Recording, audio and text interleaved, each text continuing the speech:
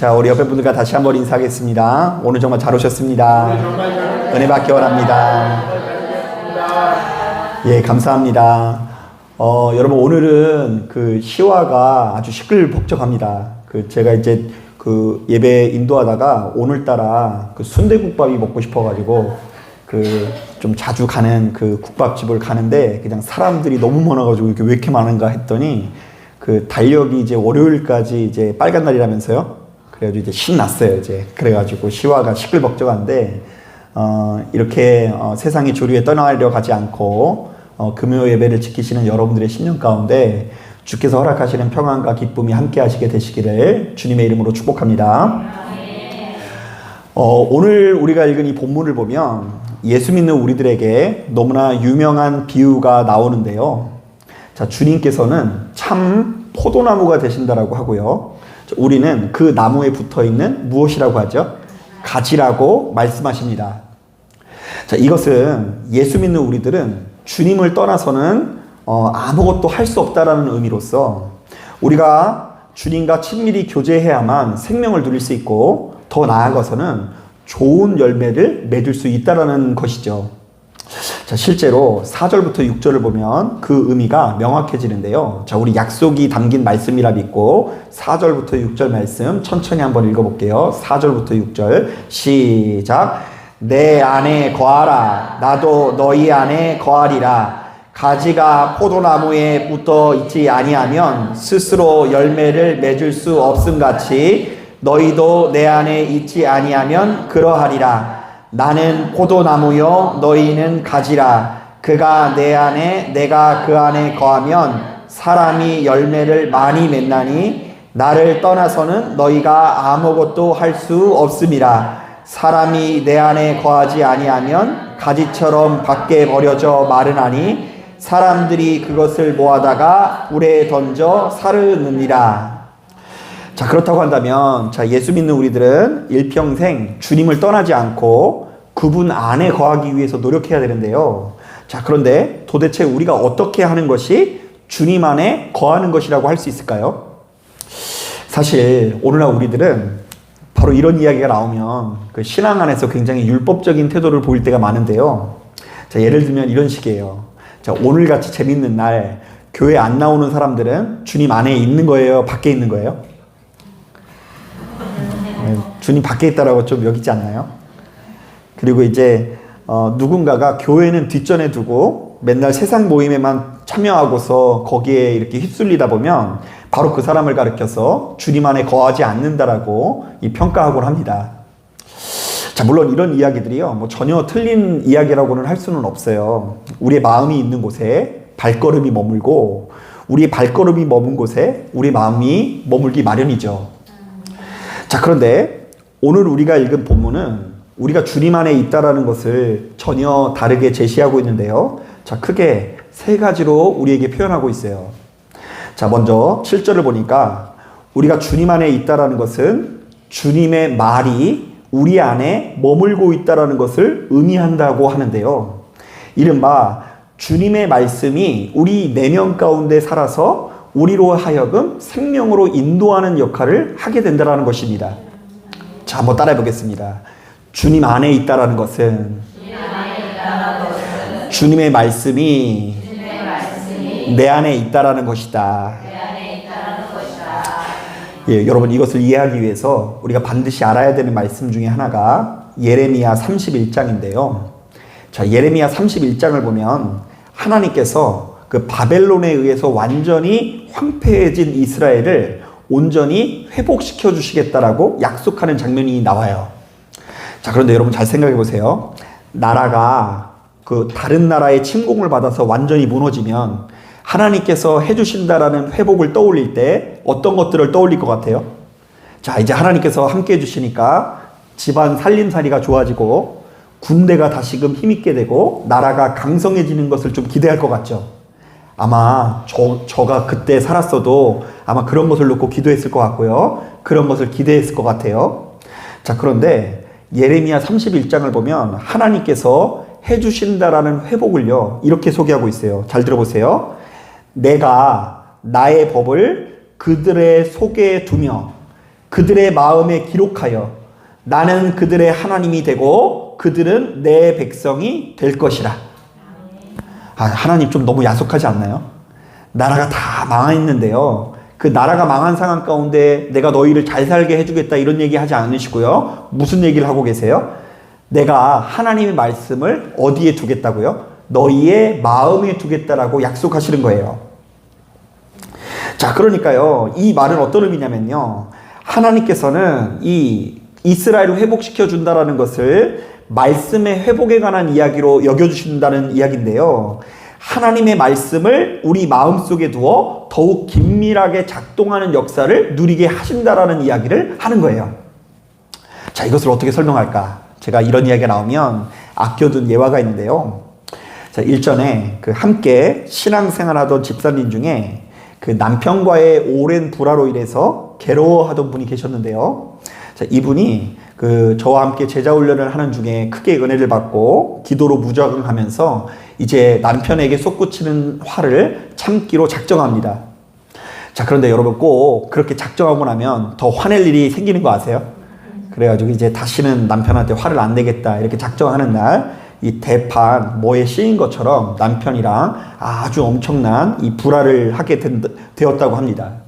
자, 그런데 이게 웬일입니까? 때마침 침대 머리맡에 있었던 자명종이, 멀쩡하던 자명종이 뚝 떨어지더니 입에 툭 치더니 그 입에서 이게 피가 나더랍니다. 자, 그런데 그때 놀랍게도 일전에 제자훈련 시간에 배운 말씀이 생각나더래요. 어떤 말씀이냐면 이런 말씀이에요. 주께서 그 사랑하는 자를 징계하시고 그가 받아들이시는 아들마다 채찍질 하심이라.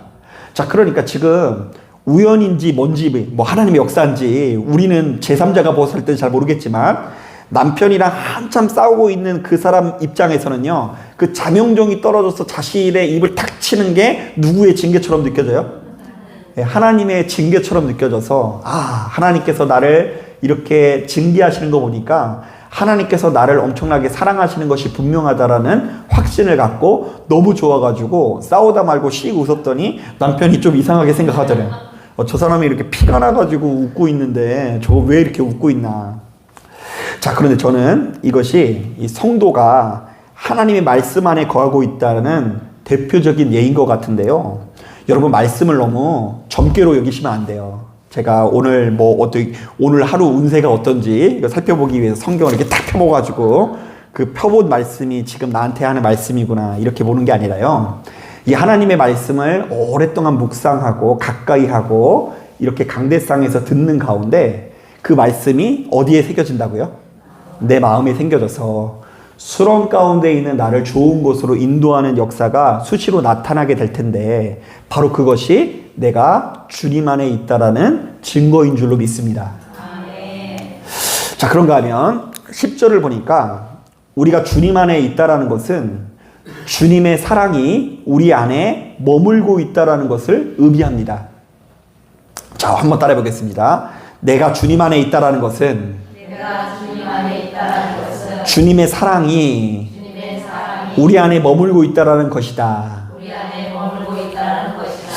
자, 저는 이제 목회를 하면 할수록 우리가 생명처럼 여기고 있는 이 성경이 사실은 하나님의 놀라운 사랑에 관한 이야기를 하고 있다라는 깨달음이 이제 생기게 됩니다. 자, 그러니까 이 성경이 여러분 굉장히 복잡하게 느껴질 수 있는데, 글자로 보면 복잡하게 느껴질 수 있는데요. 계속해서 묵상하다 보면 이 모든 것들이 우리를 향한 무엇이라고요? 사랑이에요. 자, 그래서 제가 수차례 말씀을 드린 것처럼 안식일, 안식년, 희년 이런 것들도요. 너희들이 안식일 안 지키면은 재수가 없다 이런 얘기가 아니라요. 안식일 그 자체가 온 천지 만물을 향한 하나님의 사랑이라는 말씀을 드린 적이 있죠. 자, 그러니까 얘들아, 돈을 아무리 많이 벌더라도 일주일에 한 번은 쉬어야지 네가 숨을 돌릴 수 있다. 사랑하는 아들과 딸아, 숨 좀 돌리고 살아라. 이런 메시지가 담긴 하나님의 사랑의 메시지라는 거죠. 또한요, 이 레위기 말씀을 보면 도피성 제도 이런 거 있잖아요. 억울한 누명을 씌운 사람들이 이제 해를 당하지 않도록 도피성에 갔기만 하면 살인 그 처벌을 유예해 주는 제도라든지, 그리고 뭐 다양한 이 성경에 나와 있는 정결법이라든지 이 모든 것들이 아들과 딸아, 이 세상에 내가 너무 사랑하는 너희가 억울한 죽임을 당하지 않았으면 좋겠고 나는 너희 공동체가 안전하길 원한다라고 말씀하시는 하나님의 사랑의 메시지라는 말씀을 제가 수차례 드린 적이 있어요. 자, 그러니까 제가 뭐 복잡하게 이야기를 할 필요 없이 이 성경은 사실은 우리 모든 사람들을 향한 하나님의 무서운 이 화의 메시지가 아니라 사랑의 메시지인 것을 기억해야 돼요. 자, 그런데요, 여러분, 이런 것들을 가만히 앉아서 맨날 할 게 없으니까 이거 묵상하다 보니까 이것을 깨닫다 보니까 목회의 방향이 조금씩 변하게 되는 것 같은데요. 이전에는 누군가가 어떤 규례를 지켰냐 안 지켰냐 관점에서 접근하고요.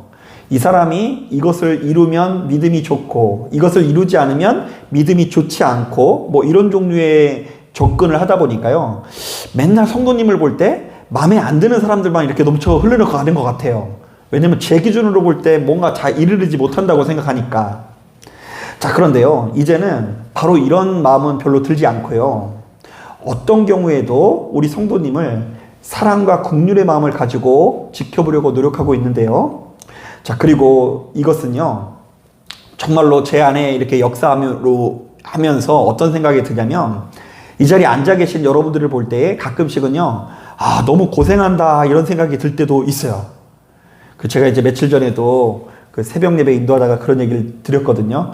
여러분 너무 꾸준히 나오지 마시고 너무 힘들면 하루씩 쉬시고 집에 가서 좀 한 번씩 주무시고 오시라고 이렇게 얘기하는데 이제 제가 그게 잘 가르치는 건지 모르겠는데 이제 여러분들 한 사람 한 사람이 기도하시고 예배드리시라고 참 고생하시는 것 같다라는 그런 마음에 이 사랑과 애정의 마음이 들어서 이제 그런 마음을 하게 돼요. 자, 그런데 이것은요, 한 사람의 평범한 목사로서 매일같이 기도하는 중에 경험하는 성령 체험이기도 한데요. 가만히 보면 성령께서는 내 안에 있는 미움과 이 분노를 용납하지 아니하시고요. 사랑과 용서하는 마음을 가지고라고 명령하실 때가 참 많은데요.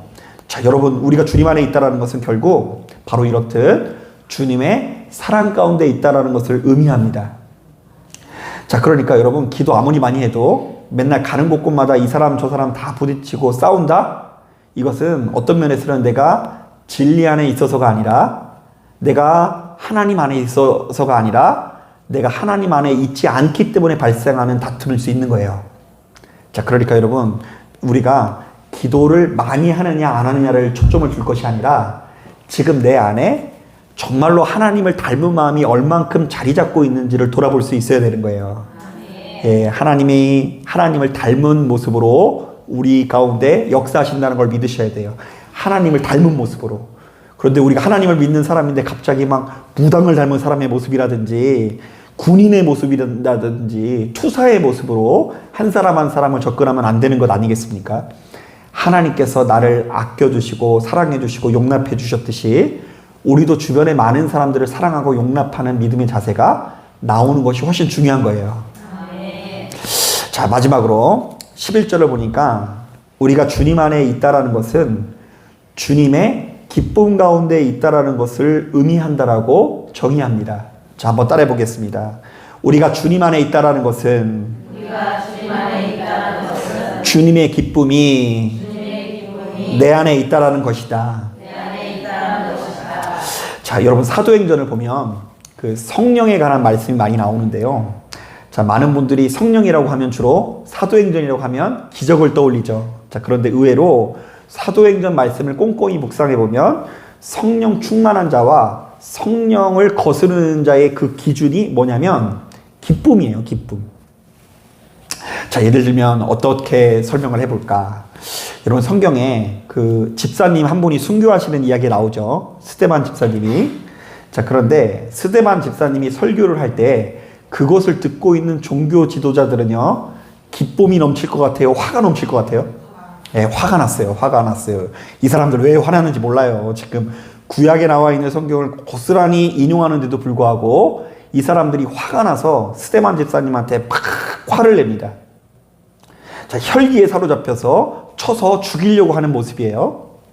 자, 그런데 이에 반해서 성령 충만한 스데반 집사님은 끝까지 온유한데요. 자신을 향해서 돌을 던지는 사람들에게 이렇게 말합니다. 주 예수여, 내 영혼을 받으시옵소서. 또한 이 성령을 거스르는 이 바울의 모습도 클로즈업되는데요. 이 바울이 처음부터 믿음 있는 모습은 아니에요. 이 처음에 이 사도행전에 등장할 때는 그야말로 기세등등한데요. 스데반 집사님이 죽는 것을 보면서 그것을 마땅히 여겼다고 하고요. 그리고 그 밑에 보면 이런 표현이 있어요. 교회를 진멸했다. 자, 교회를 그러니까 무자비할 정도의 폭력을 행사해서 박해하는 자였다라고 이야기하는 거예요. 자, 그런데 그렇게 무자비한 바울의 모습을 기록하면서 그 밑에 보면 빌립이라는 제자의 모습이 조명이 되는데요. 자, 그런데 바로 이 사람이 사마리아 지역에 들어가서 그 지역에 죽어져가는 사람들을 살렸을 때에 그 마을에 이런 역사가 있었다고 합니다. 한번 따라해 보겠습니다. 그 성에 큰 기쁨이 있더라. 네. 자, 그러니까 성령 충만하지 않는 사람들은 기적이 뭐 안 나타나고 이런 게 아니라 성령 충만하지 않은 사람들은 자꾸 화를 내요. 혈기에 사로잡혀 있어요. 그런데 성령이 충만한 사람들은 가는 데마다 온유하고 무엇이 넘쳤다고요? 기쁨이 있었더라. 자, 그런데 이때 그 성에 있다라는 이 기쁨이요, 헬라어로 카라라고 하는데요. 자, 이것은 어떤 기쁨을 의미하냐면 한순간에 뿅 하고 가는 그런 기쁨이 아니라 지속적인 기쁨, 은은하게 계속적으로 지속되는 기쁨을 의미합니다. 자, 그러니까 여러분, 지금 예수 믿는 우리들이 나와 내 가정의 심령을 돌아봐야 돼요. 자, 여러분들의 가정은 기쁨이 넘쳐 흘러요? 아니면 분노가 넘쳐 흘러요? 기쁨이 되시기를 주님의 이름으로 축복합니다. 예, 사람의 눈은 속일 수 있어도 이 하나님의 눈은 속일 수 없는 거예요. 가끔 보면은 자기들끼리는 말 한마디 안 하다가 교회만 오면은 그냥 너무 막 가정적인 모습으로 변화돼가지고 그냥 서로 한마음 한뜻이 되는 경우가 있는데, 정말로 한번 여러분 돌아보셔야 돼요. 우리 가정이 진짜 성령 안에 있는 가정인가? 서로 말도 안 하고 밥 한 끼 먹기 어려운 우리 가정이 정말로 성령 충만한 가정이라고 할 수 있을까? 만약 우리 가정이 성령 충만한 가정이라고 한다면 기쁨이 있어야 될 줄로 믿습니다. 자, 바로 이렇듯 이 성경은 기적이 나타나는 것이 아니라 기쁨이 나타나는 것을 본질로 여기는데요. 성령님의 지배를 받지 못한 사람은 수시로 남을 판단하고 정죄하고 그야말로 무자비한 모습을 보이지만, 성령님의 지배를 받아 충만한 제자들은 항시 누군가를 사랑하고 용서하기 마련인데요. 이 모든 능력의 기쁨이 사실은 기쁨이라는 이야기를 하는 거예요.